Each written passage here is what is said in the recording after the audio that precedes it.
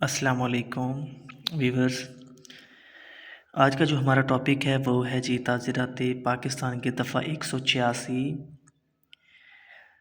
سرکار کے کام میں سرکاری ملازم کی مزاحمت۔ جو کوئی شخص کسی سرکاری ملازم کی کار سرکار کی انجام دہی میں مزاحمت کرے تو اسے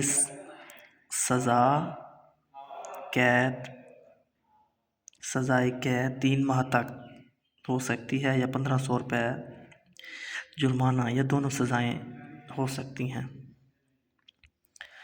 دفعہ 186 جو ہے وہ ہمیں یہ بتاتی ہے کہ سرکار کے کام میں سرکاری ملازم کی مزاحمت، اگر کوئی بھی سرکاری ملازم کار سرکار میں مزاحمت کرتا ہے، اس میں ریزسٹنس پیدا کرنے کی کوشش کرتا ہے تو اسے 3 ماہ تک قید ہو سکتی ہے یا 1500 روپے جرمانہ ہو سکتا ہے یا دونوں سزائیں جرمانہ اور قید دونوں ہو سکتی ہیں۔ ضابطہ اس کا ہے ناقابل دست اندازی، قابل ضمانت،